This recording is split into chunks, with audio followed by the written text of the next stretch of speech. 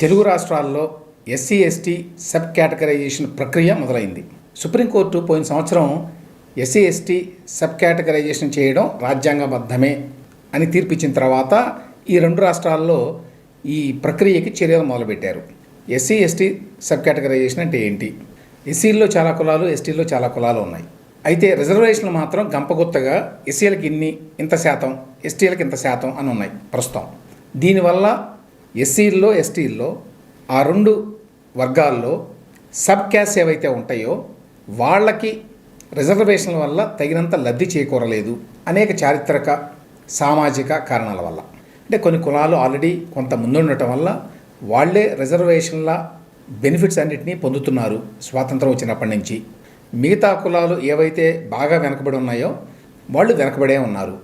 అందువల్ల గంపగుత్తగా రిజర్వేషన్ ఇవ్వడం కాకుండా ఎస్సీల్లో ఎన్ని కులాలు ఉంటే అన్ని కులాలకి ఆ ఇస్తున్నటువంటి రిజర్వేషన్లని పంచాలి, అది డిమాండ్.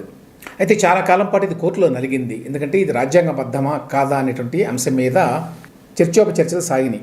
చివరికి సుప్రీంకోర్టు పోయిన ఏడాది ఈ విధంగా సబ్ కేటగరైజ్ చేయడము, అంటే ఎస్సీ ఎస్టీల్లో ఉపకులాలకి ప్రత్యేకంగా రిజర్వేషన్లని విభజన చేయడము అనేది రాజ్యాంగబద్ధమే అని తీర్పు చెప్పింది. అసలు ఈ ఎస్సీ సబ్ కేటగరైజేషన్ అనేటువంటి ఉద్యమమే స్టార్ట్ అయింది ఉమ్మడి ఆంధ్రప్రదేశ్లో. మాదిగ రిజర్వేషన్ పోరాట సమితి అని పెట్టి మందకృష్ణ మాదిగ ఈ పోరాటాన్ని మొదలుపెట్టాడు 1990s. ఇప్పుడు సుప్రీంకోర్టు తీర్పు తర్వాత ఈ రెండు తెలుగు రాష్ట్రాల్లో ఈ సబ్ కేటగరైజేషన్కి ప్రభుత్వాలు ఉపక్రమించినాయి. ఇవాళ తెలంగాణ రాష్ట్ర అసెంబ్లీలో సబ్ కేటగరైజేషన్కి సంబంధించిన బిల్లును ప్రవేశపెడుతున్నారు. ఇప్పటికే ఈ బిల్లు ముసాయిదాని కేబినెట్ ఆమోదించింది. దాని ప్రకారం ఇవాళ బిల్లును ప్రవేశపెడతారు. బహుశా ఆమోదించవచ్చు కూడా అని చెప్తున్నారు ఇదే సెషన్లో.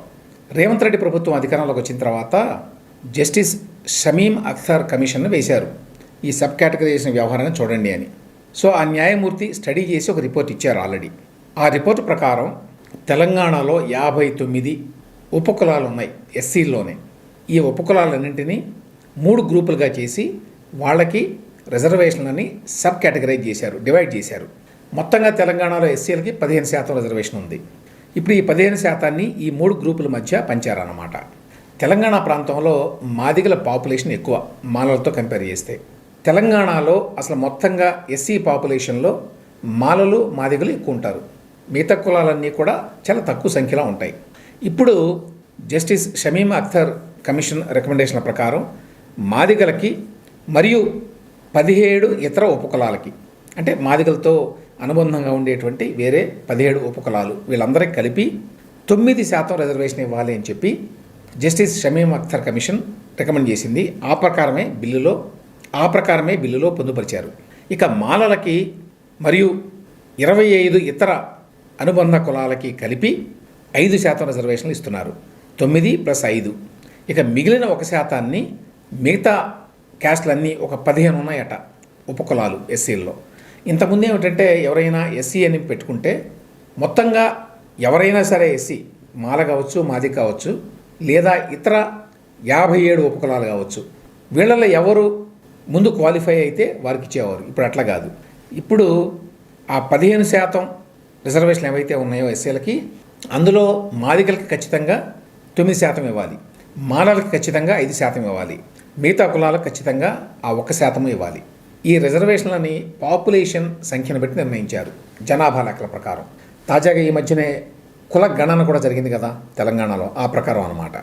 సో కొత్తగా జరిగిన కుల గణన ప్రకారం తెలంగాణలో మాదిగలు 32,33,000 మంది ఉన్నారు.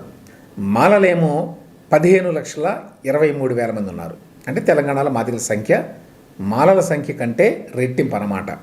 అయితే ఇప్పుడు రేవంత్ రెడ్డి ప్రభుత్వం ఇస్తున్న రిజర్వేషన్ల మీద మందాకృష్ణ మాదిగ లాంటి వారు అప్పుడే విమర్శలు కూడా మొదలుపెట్టారు.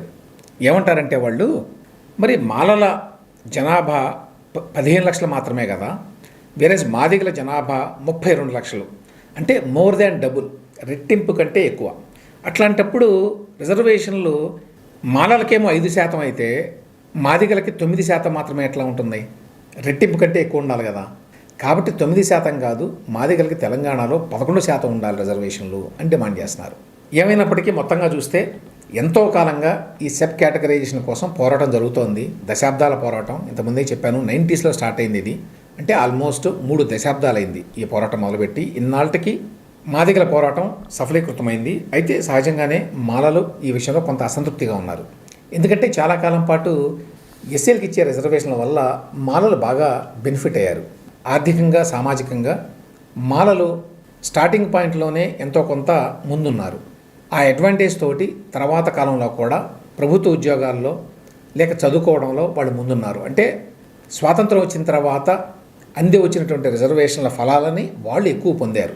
అయితే ఇప్పుడు ఈ సబ్ కేటగరైజేషన్ చేయడం వల్ల వాళ్ళకి గతంలో వచ్చినంత బెనిఫిట్ ఇప్పుడు రాదు, కొంత కోల్పోవాల్సి వస్తుంది. వాళ్ళు మాదిగలకి అయితే న్యాయం జరుగుతుంది, అదే సమయంలో మాలలకి అన్యాయం జరగకపోయినా గతంలో అలవాటు పడినటువంటి అవకాశాలు ఇప్పుడు రావు. ఎందుకంటే చాలా స్టడీస్ చెప్పినాయి రిజర్వేషన్ల బెనిఫిట్స్ ఎక్కువ ఉమ్మడి ఆంధ్రప్రదేశ్లో మాలలే పొందేవాళ్ళు అని. అంటే 15% రిజర్వేషన్లు ఉంటే 15%లో మెజారిటీ శాతం మాలలే పొందేవారు, ప్రభుత్వ ఉద్యోగాలు కావచ్చు లేకపోతే విద్యా సంస్థల్లో ప్రవేశాలు కావచ్చు. ఇప్పుడు ఇక ఆ పరిస్థితి కొనసాగబోదు. ఇక ఆంధ్రప్రదేశ్కి వస్తే పరిస్థితి కొంచెం డిఫరెంట్. వాస్తవంగా సబ్ కేటగరైజేషన్ అనేది మొదలుపెట్టింది చంద్రబాబు నాయుడు మొత్తం దేశంలోనే. 90వ దశకంలో మందకృష్ణ మాదిగ రిజర్వేషన్ పోరాట సమితి పెట్టి ఉద్యమం మొదలు పెట్టగానే చంద్రబాబు నాయుడు 1997లోనే సబ్ కేటగరైజేషన్ చట్టబద్ధత కల్పించాడు. దానికి ఒక కమిషన్ వేశాడు. ఆ కమిషన్ ప్రకారం ఒక ఆర్డినెన్స్ తీసుకొచ్చాడు. ఆర్డినెన్స్ అయిపోయిన తర్వాత ఒక చట్టం చేశాడు. అయితే ఆ సమయంలో ఆయనకు తగినంత మద్దతు దొరకల రాజకీయంగా. దానికి తోడు కోర్టులు కూడా కొట్టేసినాయి. ఆ తర్వాత సుప్రీంకోర్టు దాకా వెళ్ళడం, వాళ్ళేమో అన్నిటి మీద స్టే ఇచ్చి దాదాపు 2 దశాబ్దాల పాటు ఈ కేసును విచారించి ఎట్టకేలకి 2024లో తీర్పిచ్చారు. అంటే దాదాపు 26-27 ఏళ్ల క్రితమే చంద్రబాబు నాయుడు సబ్ కేటగరైజేషన్కి పూనుకున్నాడు. సో ఆ రకంగా ఆంధ్రప్రదేశ్లో సబ్ కేటగరైజేషన్ అనేది ఖచ్చితంగా జరగాల్సి ఉంటుంది. ఆ మేరకి రాజీవ్ రంజన్ మిశ్రా కమిషన్ని చంద్రబాబు నాయుడు గారు మొన్న ప్రభుత్వంలోకి వచ్చిన తర్వాత వేశారు. ఆయన రిటైర్డ్ ఐఏఎస్ ఆఫీసరు. ఆయన ఈ మధ్యనే తన రిపోర్ట్ ఇచ్చాడు ఎస్సీ ఎస్టీ సబ్ కేటగరైజేషన్ మీద ఆంధ్రప్రదేశ్లో. ఆ రిపోర్ట్ ఇంకా బయటికి రాలేదు. కానీ తెలిసిన సమాచారం ఏంటంటే మాదిగ ఉపకులాలకి 6.5%, మాల ఉపకులాలకి 7.5%, రెల్లి ఉపకులాలకి 1%. సో 15% ఈ విధంగా విభజించారన్నమాట. ఆంధ్రాలో మాలల సంఖ్య ఎక్కువ, అందువల్ల సహజంగానే మాలలకి ఎక్కువ శాతం రిజర్వేషన్ వచ్చింది. కానీ మరీ ఎక్కువ కాదు.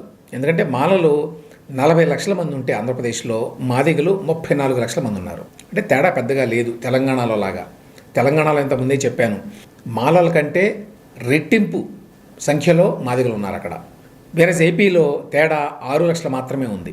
అందువల్ల మాలా ఉపకులాలకి 7.5% రిజర్వేషన్ వచ్చింది, మాదిగ ఉపకులాలకి 6.5%, మిగతా కులాలకి 1%. అయితే ఈ రిపోర్ట్ని ఇంకా ప్రభుత్వం బయట పెట్టలేదు. దీనికి సంబంధించి ముసాయిదా బిల్లును కూడా ఇంకా ప్రిపేర్ చేసినట్టుగా లేదు. ఎప్పుడు శాసనసభలో ప్రవేశపెడతారు, ఎప్పుడు ఆమోదిస్తారు అనే దానికి సంబంధించి కూడా సమాచారం ఇంకా లేదు. కానీ ఇప్పుడు తెలంగాణ ప్రభుత్వం ఆల్రెడీ ఇవాళ అసెంబ్లీలో ప్రవేశపెట్టి ఈ ఎస్సీ ఎస్టీ సబ్ కేటగరైజేషన్కి చట్టబద్ధత కల్పిస్తుంది కాబట్టి ఆంధ్రప్రదేశ్లో కూడా త్వరలోనే చేస్తారు. ఆంధ్రప్రదేశ్లో మాలలు మాదిగల కంటే ఆర్థికంగా సామాజికంగా చాలామంది ఉన్నారు అనేక చారిత్రక కారణాల వల్ల. సో అక్కడ తెలంగాణలో కంటే మాలలు ఎస్సీ రిజర్వేషన్ల ఫలాలని ఎక్కువ పొందారు. మాలలతో కంపేర్ చేస్తే మాదిగలు ఆంధ్రప్రదేశ్లో చాలా వెనకబడి ఉన్నారు. అందువల్ల ఇప్పుడు జరగబోయేటువంటి ఎస్సీ కేటగరైజేషన్ మూలంగా మాదిగ ఉపకులాలకి పెద్ద ఎత్తున లబ్ధి చేకూరబోతోంది. అంటే ఖచ్చితంగా వాళ్ళకి 6.5% రిజర్వేషన్లు వస్తాయి ఇక్కడి నుంచి ఒకసారి చట్టం చేస్తే. అయితే ఆంధ్రప్రదేశ్లో ఈ విషయం పొలిటికల్గా చాలా సెన్సిటివ్. తెలంగాణలో కేటగరైజేషన్ చేయడం అనేది ఏ రాజకీయ పార్టీకైనా, అధికారంలో ఉన్న ఏ ప్రభుత్వానికైనా అనుకూలంగానే ఉంటుంది. ఎందుకంటే ఎలాగో మాదిగల సంఖ్య ఎక్కువ, రెట్టింపు కంటే ఎక్కువ అని చెప్పాను మాలల కంటే. కాబట్టి మాదిగలకి బెనిఫిట్ చేసేటువంటి సబ్ కేటగరైజేషన్ చేస్తే ప్రభుత్వానికి మంచిదే, నష్టమేం లేదు రాజకీయంగా. వేరేజ్ ఏపీలో ఆ పరిస్థితి లేదు. ఫస్ట్ పాయింట్, ఏపీలో మాలల సంఖ్య మాదిగల సంఖ్య కంటే ఎక్కువ. సో మాదిగలకి బెనిఫిట్ చేస్తూ ఏ ప్రభుత్వం అయినా, ఏ రాజకీయ పార్టీ అయినా ఒక నిర్ణయం తీసుకుంటే దానివల్ల రిప్రకషన్స్ ఉంటాయి, దానివల్ల రాజకీయంగా నష్టం జరిగే అవకాశం ఉంటుంది. ఎందుకంటే ఎక్కువ సంఖ్యలో ఉన్న మాలలు దాన్ని వ్యతిరేకిస్తారు, ఆల్రెడీ వ్యతిరేకిస్తున్నారు కూడా. ఈ మధ్య suspended DGP PV Sunil Kumar కూడా ఈ సబ్ కేటగరైజేషన్ వ్యతిరేకిస్తూ జరిగినటువంటి ఒక సమావేశంలో పాల్గొన్నాడు. అంటే ఏ స్థాయిలో అక్కడ సబ్ కేటగరైజేషన్కి వ్యతిరేకత ఉందో అర్థం చేసుకోవచ్చు. దానికి తోడు మాలల్లో చాలామంది ఐఏఎస్ ఐపీఎస్ ఆఫీసర్లుగా గ్రూప్ 1 ఆఫీసర్లుగా చాలా ఉన్నత పదవుల్లో ఉన్నారు ప్రభుత్వంలో. అందువల్ల వాళ్ళ వాయిస్ కూడా చాలా బలంగా ఉంటుంది. దానితోడు నంబర్స్లో కూడా వాళ్ళు ఎక్కువ ఆంధ్రప్రదేశ్లో. ఆ రకంగా రేవంత్ రెడ్డికి సబ్ కేటగరైజేషన్ అనేది ఒక సవాలు కాదు, కానీ చంద్రబాబు నాయుడు గారికి మాత్రం పెద్ద సవాల్ అది. ఎందుకంటే నంబర్స్ని దృష్టిలో పెట్టుకుంటే తెలుగుదేశం పార్టీకి, చంద్రబాబు నాయుడు గారికి సబ్ కేటగరైజేషన్ చేయడం వల్ల రాజకీయంగా నష్టమే కానీ లాభం లేదు. 40 లక్షల మంది ఉన్నారు మాలలు, మాదిగలేమో 34 లక్షల మంది ఉన్నారు.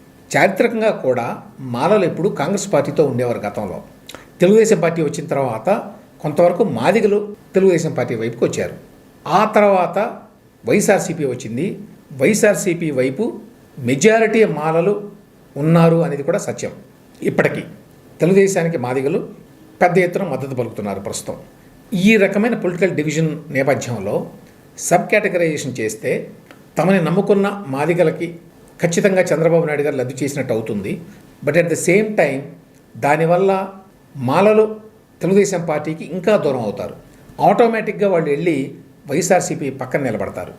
ఆ రకంగా రాజకీయంగా మాత్రం చంద్రబాబు నాయుడు గారికి, తెలుగుదేశం పార్టీకి ఈ సబ్ కేటగరైజేషన్ అనేది నష్టాన్నే తప్ప లాభాన్ని చేకూర్చదు. అయినా చంద్రబాబు నాయుడు ప్రభుత్వం ఈ విషయంలో ముందుకు వెళ్తుంది అంటే ఇందులో ఖచ్చితంగా సామాజిక న్యాయం ఇమిడి ఉంది, అందులో సందేహం లేదు. దామాషా ప్రకారం సమాజంలో అందరికీ లబ్ధి చేకూరాలి అనేటువంటి నినాదం ఇప్పుడు వినిపిస్తోంది కాబట్టి ఆ ప్రకారం మాదిగలకి వాళ్ళ నిష్పత్తి ప్రకారం జనాభాలో వాళ్ళకి రావాల్సిన అవకాశాలు రావాలి అనేది వాస్తవం. అందుకోసం చంద్రబాబు నాయుడు, తెలుగుదేశం పార్టీ రాజకీయంగా రిస్క్ తీసుకోవాల్సి వచ్చినా కూడా అందుకు సిద్ధపడ్డాన్ని ఆహ్వానించాలి.